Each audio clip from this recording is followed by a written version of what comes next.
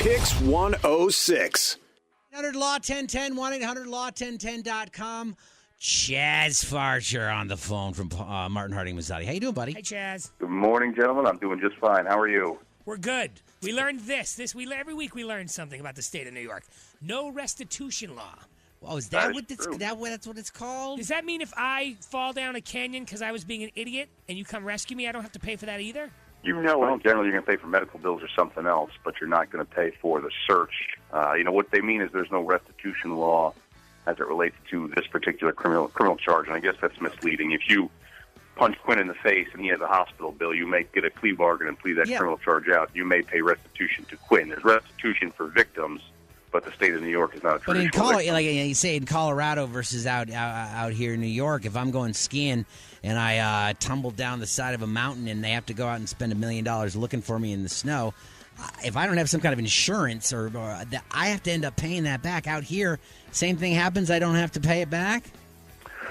Generally, no. And again, there's a difference between the civil side, the hospital bills. If you got to get airlifted or things like that, you may get stuck with those. But in this case, you get the New York State Police looking for Rachael Mattice, who made up this story about disappearing for, I don't know, allegedly. According to Allegedly. her mother's standing by her. That's what I want to ask you, Chaz, and that's the topic today, Rachael Mattice. Like you're in the business, so and you have a kid. It's hard to say my kid's a liar, right? It's weird, right? Yeah, well, I think, forget being in the business or being an attorney. I think as a parent, you want to give your kid the benefit of the doubt, but kids do stupid things, and I think in Rachael Matisse's case, there's this discussion about potential charges that were out there. They were investigating her for some theft of some prescription drugs and some other stuff. That stuff is still looming. So, I think maybe as a kid she just got overwhelmed and thought, I need a way out, and this seemed like a good idea. I'm not sure. We'll find out what happened and what was going on in her mind as things progress. What if she was when she was gone for those 2 weeks, if she was with me, could I get in trouble? Could you get in trouble? I guess you could be charged with the same if you had a role in reporting the crime or the incident. If you had a role in that, if you were just with her, most likely not. What are you dreaming? You having dreams again? You having those dreams again, Cantera?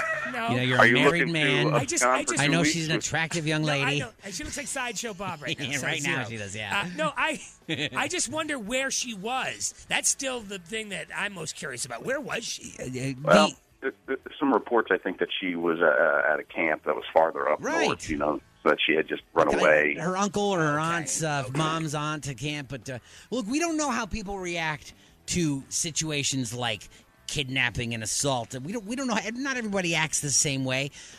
Who are we, without having the knowledge, to sit there on our armchairs and say, hey,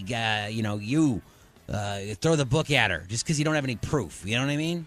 Well, listen, so she disappears for a couple of weeks. She leaves her car running. They go and look for her. They can't find her. Then it turns out that she may have made the story up. She's facing a misdemeanor, which, could carry up to a year in jail. It probably won't result in that.